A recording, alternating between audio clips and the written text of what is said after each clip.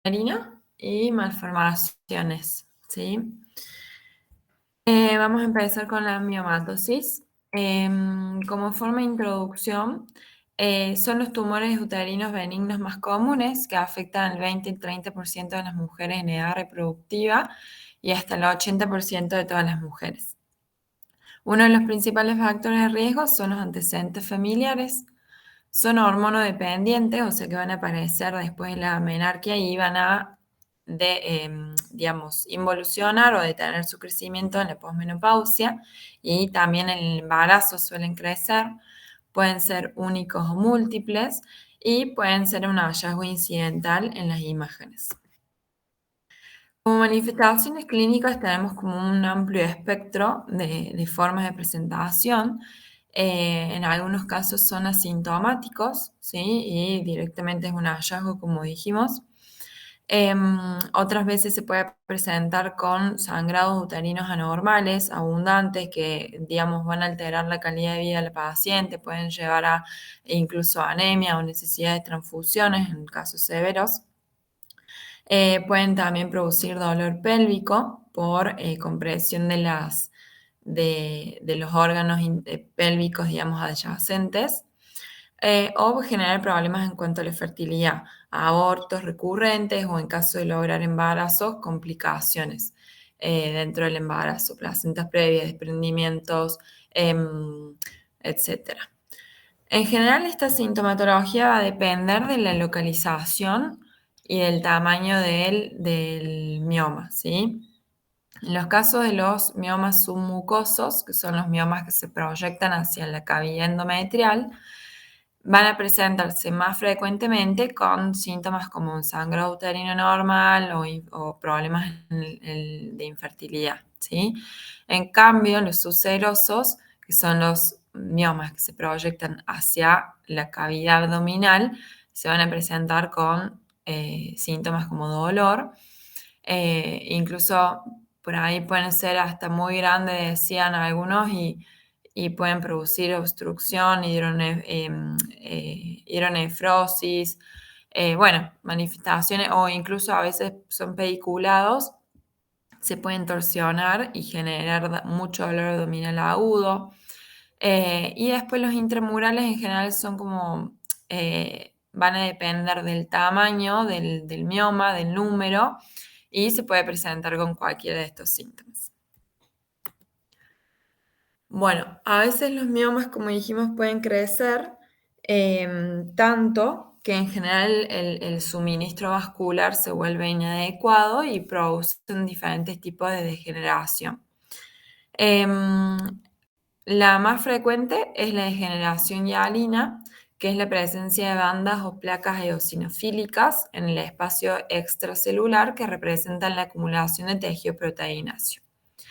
Después la degeneración quística, que es poco común. La degeneración mixoide, que es poco común, pero algunos autores dicen que puede llegar hasta el 50% de los casos. Y están llenos básicamente de un material gelatinoso, puede ser difícil diferenciar de una degeneración quística. Y la degeneración roja o carnosa, también que se llama, es el más común durante el embarazo y puede presentarse con dolor abdominal agudo y ocurre como consecuencia de la trombosis venosa en la periferia del tumor o la ruptura de las arterias intratumorales. También pueden, digamos, atrofiarse, sufrir hemorragias internas o incluso calcificarse, ¿sí? Pero esos son algunos de los tipos descriptos de degeneración.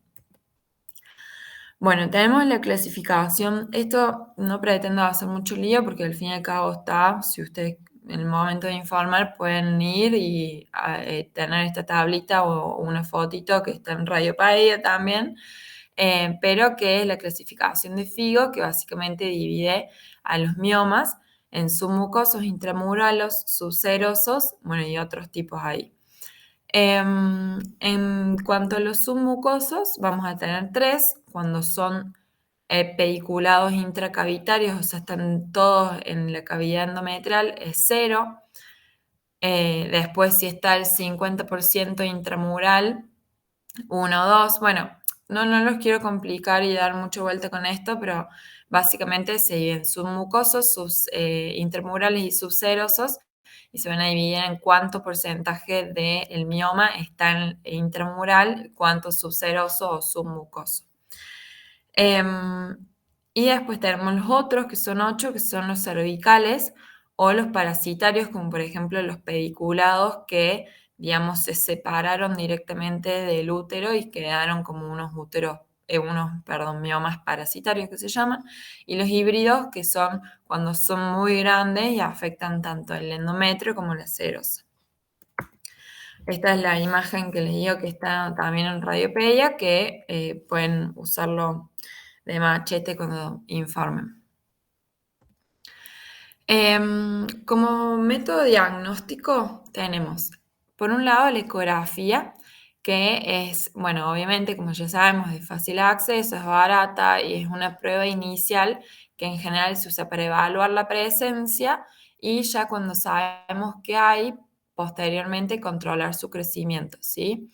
Suelen ser, los miomas suelen ser hipoecoicos con respecto al miometrio adyacente, pero también pueden ser iso o hiperecoicos incluso. Pueden tener calcificaciones o áreas quísticas de necrosis o degeneración, como ya dijimos. Y en este caso, la ecografía pierde, digamos, sensibilidad en los casos de que son muchos y grandes, ya la ecografía pierde utilidad. Esta imagen en realidad era para demostrar, digamos, en la imagen de la izquierda se ve un mioma en la pared posterior del útero, aparentemente es subseroso, ¿sí? Y la foto de la derecha es una imagen de una eco ginecológica transabdominal, es para ver, digamos, la diferencia de calidad que hay entre la transvaginal y la transabdominal. En estos casos se prefiere obviamente la transvaginal, ¿sí? Bueno, después otro método diagnóstico es la resonancia magnética. En este caso es como la mejor técnica para visualizar la totalidad de los miomas, caracterizar su tamaño, su localización, su relación con la cavidad endometrial, la superficie serosa y los límites con el endometrio sano, ¿sí? También permite diferenciarlos de sus imitadores como adenomiosis, las neoplasias, contracciones momentáneas del miometrio. Em, en el caso nuestro, digamos, el protocolo de resonancia que usamos es un T2 en los 3 planos, coronal, sagital y axial, un T1 y T1 FATSAC axial, un T2 FATSAC axial y una DIFU y ADC. En general, en la reso, vamos a ver que el mioma es en general también bastante hipointenso con respecto al miometrio y realza tras la inyección de contraste. Bueno, no sé si alguno lo quiere decir o lo digo yo. ¿Qué vemos?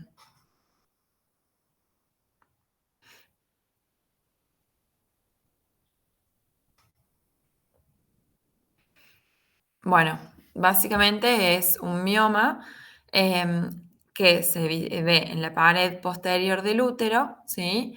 Que es un FIO 6, ¿sí? Porque más del 50% del mioma está subseroso, ¿sí? Em, Después, en este caso, tenemos otra reso en la que se ve un útero en general aumentado de tamaño por múltiples núcleos miomatosos que son intramurales, ¿sí? Es otro tipo, son tipo 4. En general acá podría dar lugar a dudas que sea submucoso, que se proyecte hacia la cavidad, pero en general tenemos una línea ahí de miometrio, ¿sí? Que define ahí la diferencia. En este caso, una reso que tenemos también un útero con muchos miomas en los que se destaca que es un mioma de la subseroso, de la pared posterior del útero. En este caso ya es un 7, ¿sí? Porque es pediculado. Y este también era submucoso, que lo que quería en realidad era mostrar un poco que tiene áreas de degeneración quística, ¿sí? Y lo mismo acá también, múltiples imágenes o miomas, ¿sí? También se destacan la presencia de degeneración quística en ellos. ¿Mm? Difícil, digamos, determinar la clasificación FIGO según estas imágenes, ¿no? Obviamente uno tiene que ir viéndolas todo, pero en estas imágenes estáticas por ahí es un poco más difícil. Y bueno, y esta es una, no sé si alguno quiere describirla.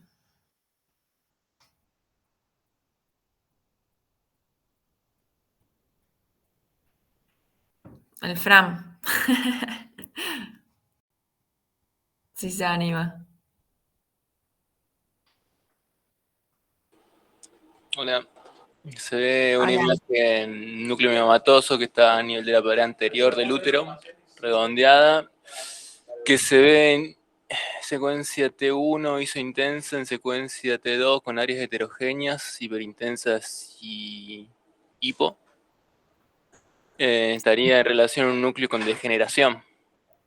Perfecto. ¿Cuál degeneración? Ah, me parece que mixoide.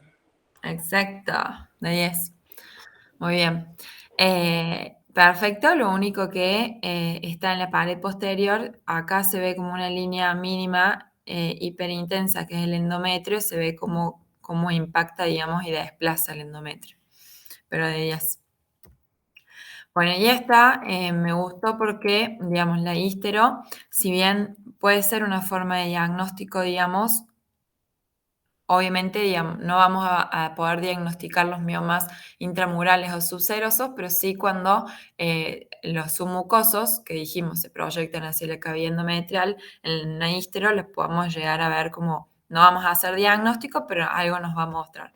En este caso, es una proyección de perfil en una histerosalpingografía y se ve como acá una imagen de represión a nivel de la pared anterior, que cuando le hicimos la rezo es un mioma, también en la pared anterior, que es un mucoso y desplaza y también se proyecta hacia el endometrio, ¿sí?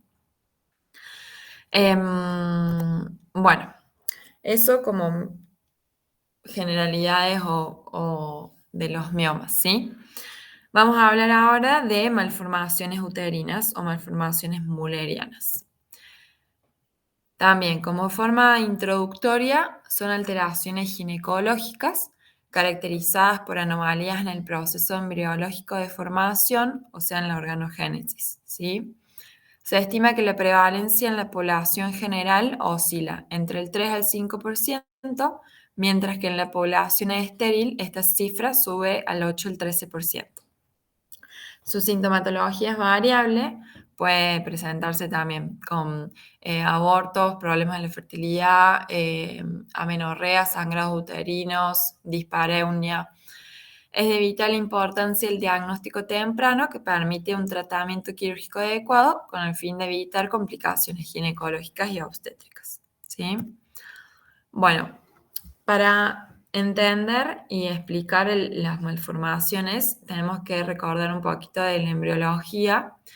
Em, Básicamente, sabemos que al principio los embriones tienen un sistema sexual indiferenciado, ¿sí?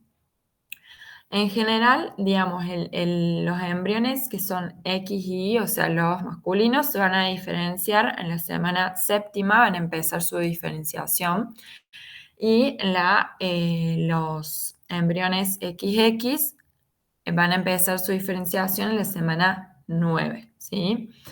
En general, digamos, en el proceso indiferenciado, en el momento indiferenciado, los dos tienen los conductos de Müller, que son estos rosas, y los conductos de Wolf, que son los celestes. Los de Müller van a generar en el proceso de diferenciación el aparato reproductor femenino y en los conductos de Wolf van a producir el aparato reproductor masculino, ¿sí? ¿Qué pasa? Los conductos de Müller en general están por fuera de los conductos de Wolf y luego se hacen mediales, se enderezan y se fusionan, ¿sí? El extremo caudal del conducto de Müller termina como un fondito de saco y el extremo cefálico es abierto y está en comunicación con la cavidad peritoneal. En esto que se fusionan, el tabique que queda, digamos, de la fusión se empieza a reabsorber. Algunos dicen que lo hacen cráneo caudalmente y otros dicen que lo hacen desde el centro hacia craneal y hacia caudal, de ambas formas, y se reabsorbe, ¿sí? Básicamente, como a grandes rasgos, esa sería como la embriología, importante para después entender las malformaciones. Bueno, entonces, se producen por falta del desarrollo de los conductos de Müller o por trastornos en su fusión o alteraciones en la reabsorción de ese tabique intermuleriano, ¿sí? Suelen ser de naturaleza esporádica, pero también pueden tener un origen multifactorial, pudiendo derivar de un patrón poligénico de herencia o por procesos ambientales, como la exposición a radiación ionizante, infecciones intrauterinos, teratógenos, ¿sí? Bueno, y un poquito de la fisiopatología de por qué se producirían los trastornos de reproducción en estos pacientes. Pueden ser por defectos en la vascularización del tabique, que impide una buena implantación, o por constricción de la cavidad uterina, incompetencia cervicoísmica, presencia de una mayor desidualización endometrial o pérdida de la masa muscular miométrica. Bueno, la forma de diagnóstico o los métodos diagnósticos que tenemos también son varios. Tenemos por un lado la histerosalpingografía y la histerosonografía. Estos dos estudios, digamos, también son de fácil acceso, son quizás más baratos que una resonancia magnética o una eco 3D, pero lo que nos va a permitir ver es solamente la cavidad endometrial, ¿sí? Es decir, o sea, por ejemplo, si hay un tabique, pero no nos va a dejar ver el fondo uterino, que también nos va a definir. La histerosalpingografía requiere la radiación y la histerosono es por ecografía, ¿sí? Básicamente, para los que no saben, digamos, la histerosono es como una histerosalpingo que suelen hacer, pero simplemente se pone solución fisiológica en la cavidad endometrial, se distiende y se hace una reconstrucción volumétrica, digamos, de eso. Se hace con la eco 3D, digamos. Después tenemos la reso, ¿sí? En el caso de la reso, en general tiene una alta en sensibilidad y especificidad y genera una imagen muy nítida, muy sensible, específica, pero también es un estudio caro, que larga duración, requiere que la paciente lo tolere, o sea que colabore. Y la eco 3D es también bastante sensible, específica, no es invasiva, es de fácil acceso, es más barato que una reso y tiene una mejor tolerancia por parte de la paciente, ¿sí? Y después la laparotomía, que estaríamos como en lo mismo de la histerosalpingo, que digamos, nos va a servir para ver el fondo uterino, pero no nos va a permitir ver la cavidad y además es súper invasiva y todas las cuestiones, ¿no? Bueno, las clasificaciones que se usan para las malformaciones, tenemos la de la Sociedad Americana y la de la Sociedad Europea.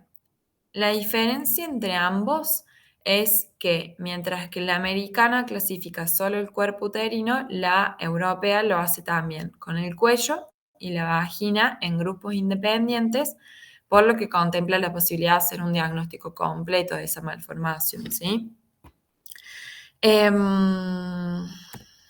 Bueno, vamos a empezar a hablar de las malformaciones específicamente, empezando por el útero, ¿sí? Este es el gráfico de clasificación que propone esta sociedad europea. Por un lado tenemos, bueno, ya lo vamos a ir mencionando, pero esta es como la imagen. Por un lado tenemos el útero U0, que se dice, ¿Qué es un útero normal? Es cualquier útero que tenga un fondo uterino en línea recta o curva, puede ser convexa o un poquito cóncava, pero que la hendidura interna de la línea media del fondo no exceda el 50% del espesor de la pared uterina. Es decir, puede ser cóncava el fondo uterino, pero la línea entre los cuernos y la distancia entre esa línea y el fondo no tiene que superar el 50% del espesor de la pared.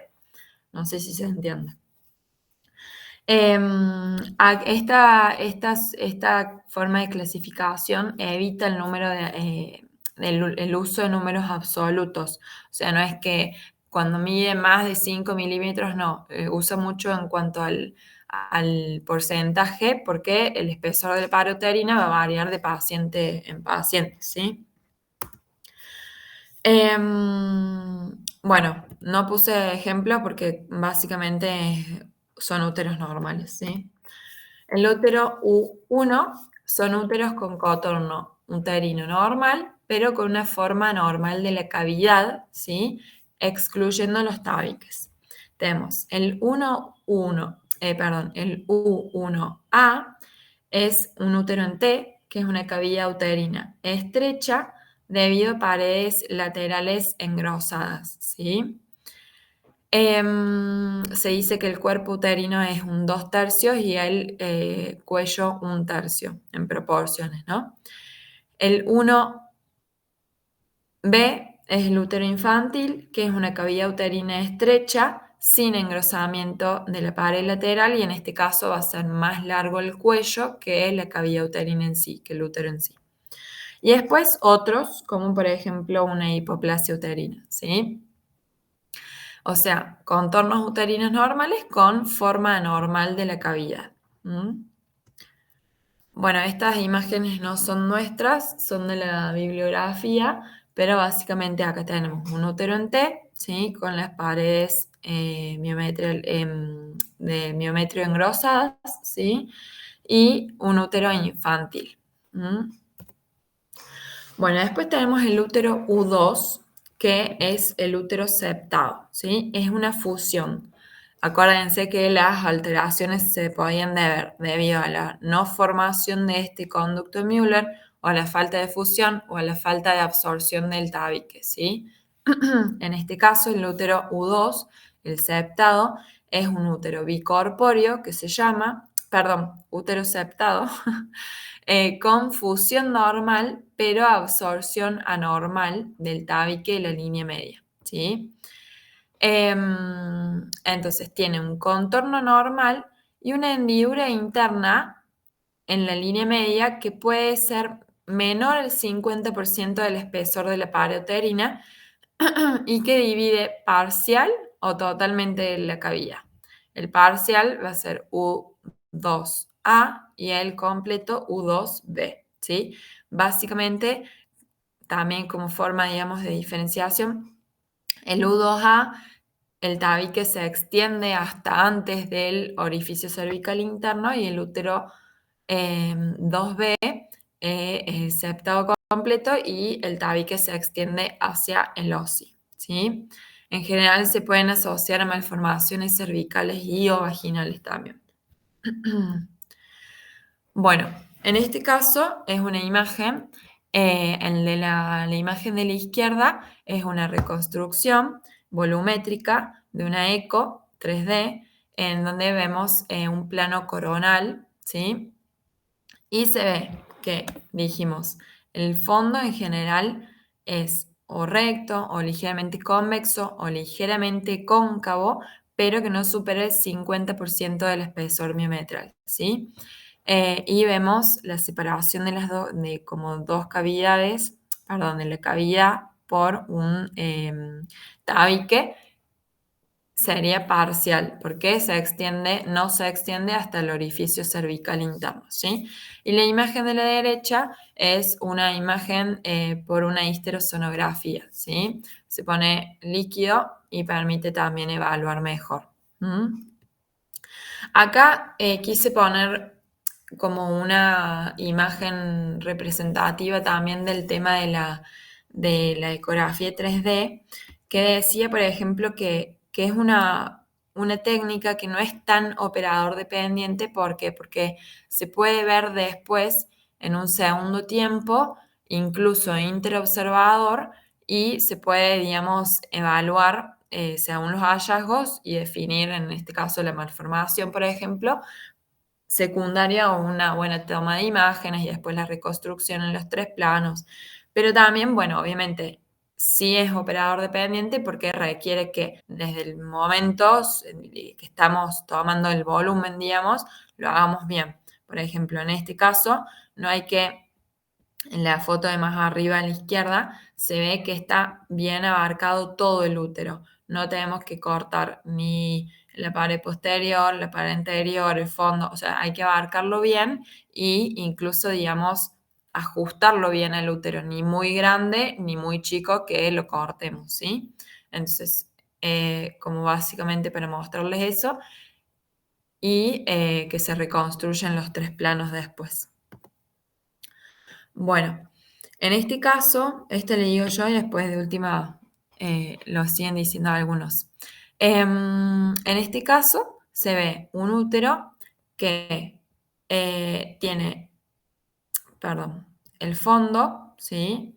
Que decíamos que era bastante importante para definir si es un útero septado o bicorpóreo, ya lo vamos a ver, en donde que presenta un tabique, ¿sí? De forma completa. Acá tenemos el útero que llega hasta el cuello y en esta foto de abajo a la derecha se ve también un tabique longitudinal a nivel de la vagina, ¿sí? En este caso, como dijimos, la Sociedad Europea permite clasificar de forma conjunta todo esto, entonces uno en el informe describiría eso y en la conclusión pondría es un útero U2B, C2B1, ¿sí? Ya vamos a ver la clasificación cervical y vaginal. Bueno, no sé si alguna quiere decir de los hallazgos de esta rezo, si se anima.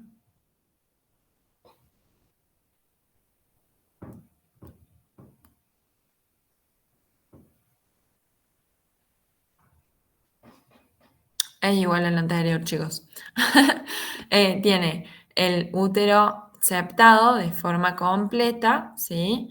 Acá se ve a nivel del útero, en la foto de abajo a la derecha se ve bien en el cuellito, y después el tabique vaginal, de vuelta longitudinal, no obstructivo, no es completo, se extendía hasta la porción más proximal de la vagina, ¿sí? Entonces, de vuelta, U2B, C2B1. Es medio perno esta clase en ese sentido porque son muchos números, mucha clasificación, pero bueno, lo traté de hacer lo más representativo y más fácil posible. Bueno, no sé si insistir con si alguno quiere decir algo o lo digo yo.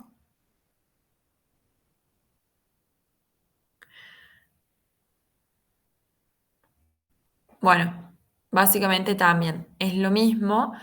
Es un útero septado, ¿sí?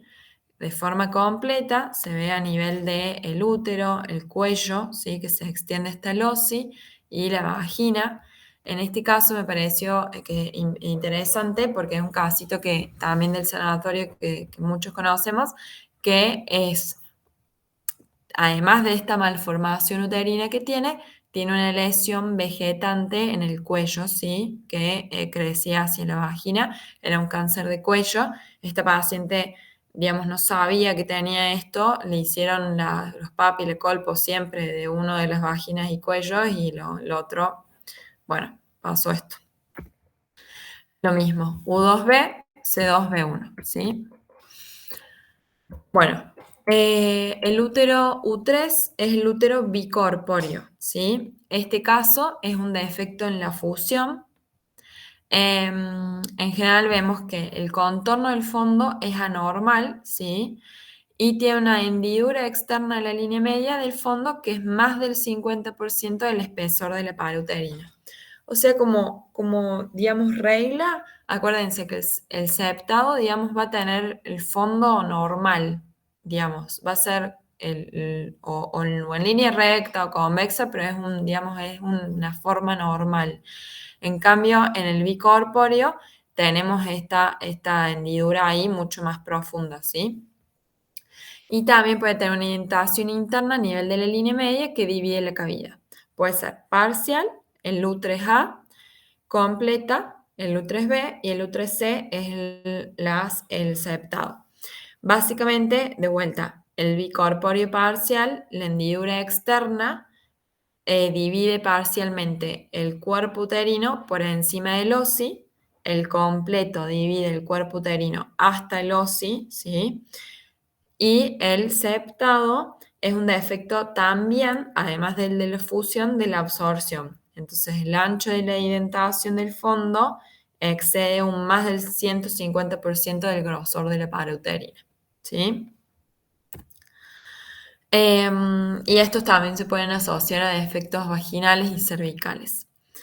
En este caso, acá tenemos una imagen axial y un coronal. En general, el coronal es como el que más información nos va a dar en estos casos, pero bueno, a veces también la posición del útero y eso se va a complicar. En este caso se ve mucho mejor en el axial. En este caso es, perdón, un U3A, es parcial, ¿sí? Ese es el cuellito.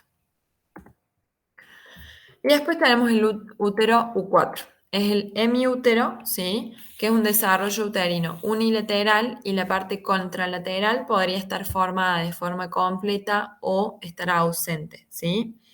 Es un defecto de formación y se lo clasifica diferente al útero aplásico, que ya directamente sería un defecto de formación completa, porque está esta hemicavidad uterina que es funcional y está desarrollada, ¿sí?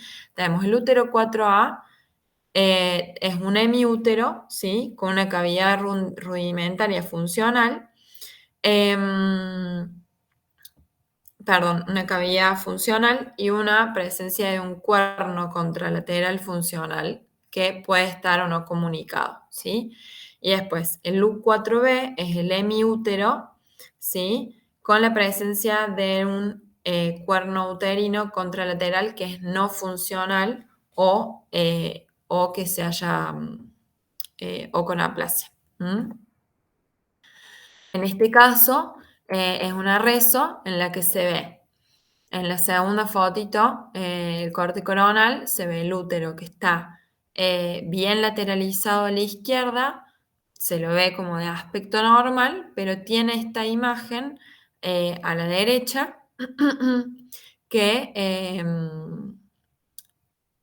ellos se lo habían visto por eco, era medio una imagen quística, le hicieron una reso y se diagnostica este útero, digamos, U4A, ¿sí?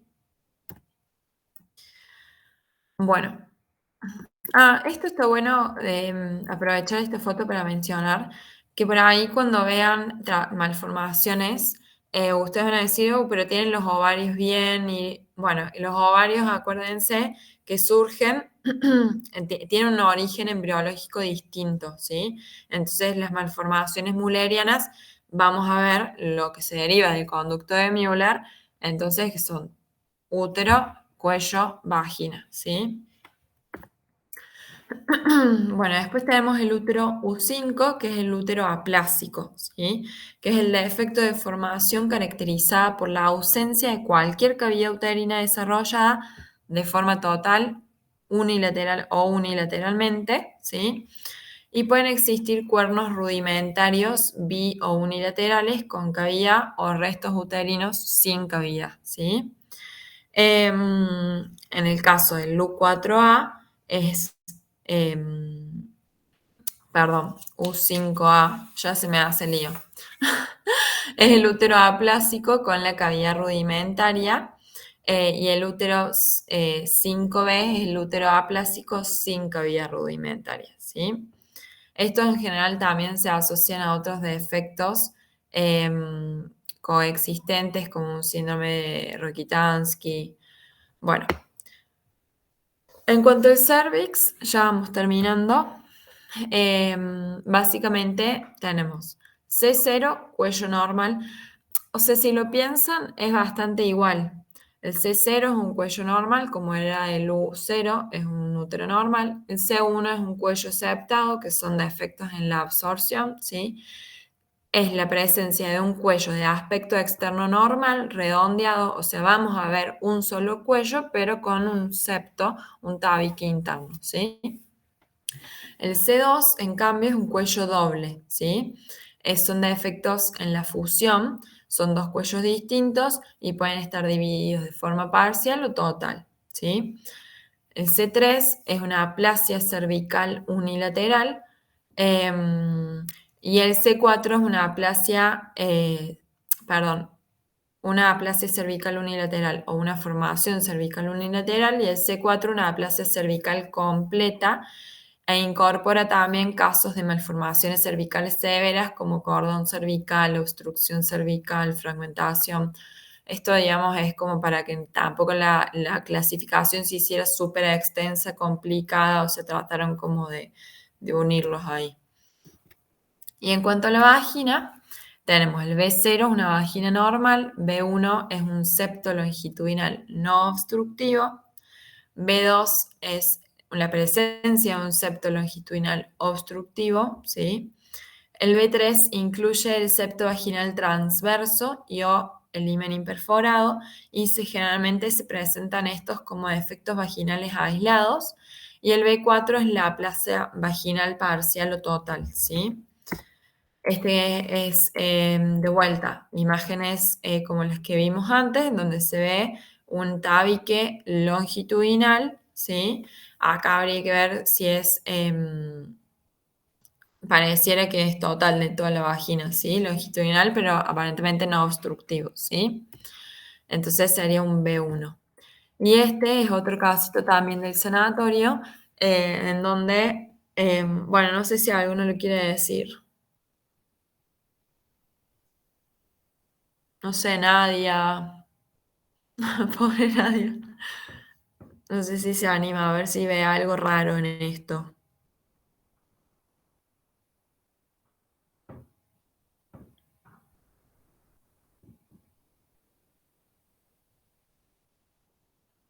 Bueno, básicamente, si vemos el corte sagital, que es la imagen de la izquierda, en general, ¿qué solemos ver? Vejiga, vagina con gel y recto. En este caso, ¿qué pasa? No está la vagina, ¿sí? Lo vemos en el corte sagital, lo vemos en el corte axial, también vejiga, recto, no vemos la vagina, en general en las rezos de pelvis es fácil diferenciarla porque tienen el gel que le ponemos, es hiper intenso, bueno, en este caso no se ve, y en la foto de arriba para demostrar que en realidad era un defecto aislado de la vagina porque el útero era normal, ¿sí? Es un B4, ¿sí? Bueno, y eso fue todo. No sé si alguno tiene alguna duda o alguien quiere